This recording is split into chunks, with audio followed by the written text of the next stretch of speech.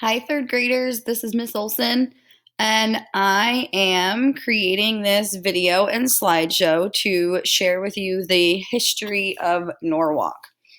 Now, this is usually one of our big units in the springtime when we're in school, and we still wanted you to get to experience some of it. So, um, here we go.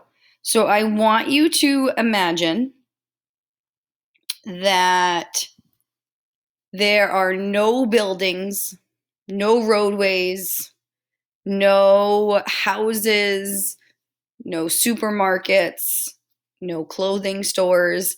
So imagine if you were to live where you live right now, but there were no buildings around, okay? And all of the people that were there at the moment lived off the land, okay? So what we have here is this is a map of Norwalk, and this is what we have here. So on one side, we have the Long Island Sound, okay? And that is the water that you would play in and go in if you were at Calf Pasture Beach or Bailey Beach, okay? And as you can see, Norwalk is pretty big, okay? A very long time ago, though, we didn't have all of these different sections and towns surrounding us that are named here, okay? We just had a big piece of land, and the only people that lived here were Native Americans, okay? And that's where you're going to start the history of Norwalk, is with the Native Americans. And kind of learning about how did they live. They lived off the land. They built their own shelters. They ate food that they caught themselves. So originally, Norwalk didn't look like this, and I kind of want you to keep that in mind, all right? But right now, I'm going to explain to you Norwalk as you know it today. So then hopefully as you read the different sections, you'll have an understanding of where maybe some of these different people throughout history lived and where they are, okay? So here we have Norwalk, and Norwalk is surrounded by 4 towns and Long Island Sound. So to the east of us, we have Westport. To the north of Norwalk, we have Wilton. To the northwest, we have New Canaan, and then to the west, we have Darien. And then to the southeast, we have the Long Island Sound. Okay. Over time, Norwalk was kind of split up into little sections, and this really had to do with school. Okay, so Norwalk was split into sections so that as the town grew and it became a city, kids had places to go to school, and they had to build more. So up in the north end of Norwalk, we have Silvermine. Okay, and Silvermine is an area where there is mostly houses. There's a school, Silvermine School is there. Maybe you have some friends who go to school there, or you've played sports on their fields.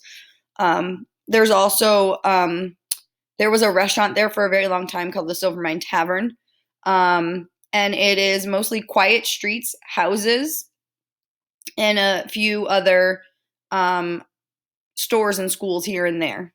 Okay. Then, if we come a little bit southeast of Silvermine, we have Cranberry. And in Cranberry, we have Cranberry School. We also have Cranberry Park. And on Cranberry Park is the Gallagher Estate, which is the big fancy house you see in the picture there. And again, Cranberry is a mostly residential area. Within Cranberry, there's a Chinese restaurant, a pizza restaurant, and a small grocery store, but mostly Cranberry is pretty much houses, Cranberry School, and Cranberry Park.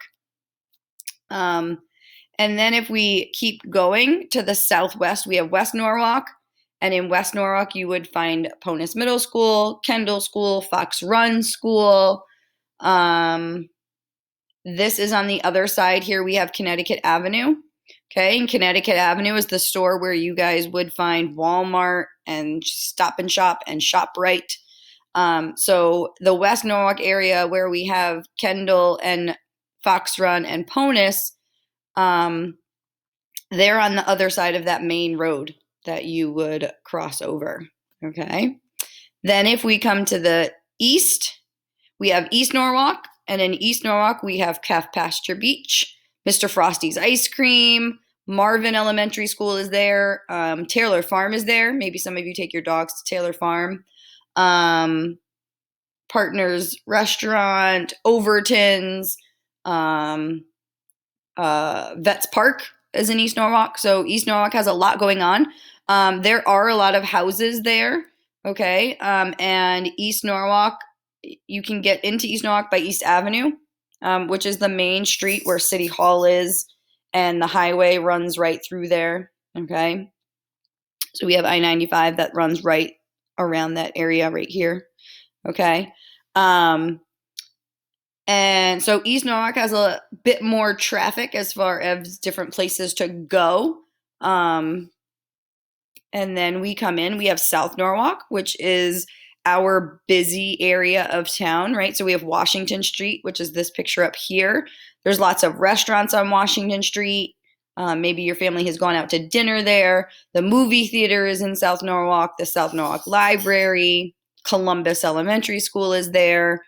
And South Norwalk is a mix of houses and apartment buildings and stores and restaurants and shops, and lots of people can walk around down there and just enjoy many different places. So that would be a busier area of Norwalk where there might be more car traffic and, more stores and restaurants.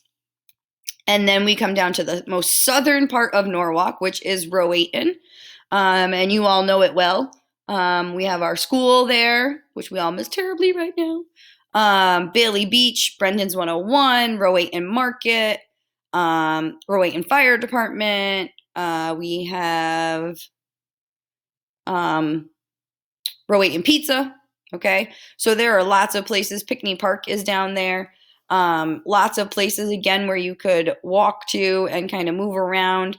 It's a smaller part of Norwalk, so there aren't, as many big open spaces, but still, easily accessible to drive or to walk. And each of these sections of Norwalk has been created over thousands of years now to make the city what it is. Okay. So that's kind of a glimpse of the different sections of Norwalk as they are today. The next part of this slideshow, you're going to go through and you're going to learn about what was Norwalk like, starting with the Native Americans. Okay. And I want you to keep in mind that what we see today has been built over time. This was not here in the time of the Native Americans. It was not all here in the time of the colonial period. So throughout this little unit here, you're going to learn about the Native American time frame, colonial America. So that's when different settlers came across the Atlantic Ocean from England, and they kind of moved in here and decided that they wanted to start a new life. You're going to go into how did that colonial period affect Norwalk and some different things that happened throughout time here. So some major events: Native American time period, colonial time period. Within the colonial time period, towards the end of it, there is the burning of Norwalk, which is a very interesting time when there was some conflict between England and the 13 colonies. And then kind of leading up to, what do we have now? All right. So take a look at this unit. Go through it. If you have questions, please let any of your teachers know. And this is to help you get ready for our virtual field trips to the Little Red Schoolhouse next week, where you'll learn about what it was like to be in school throughout some of these time periods, and have all the kids in school at once in one classroom. I hope you have fun exploring this, and we'll see you soon.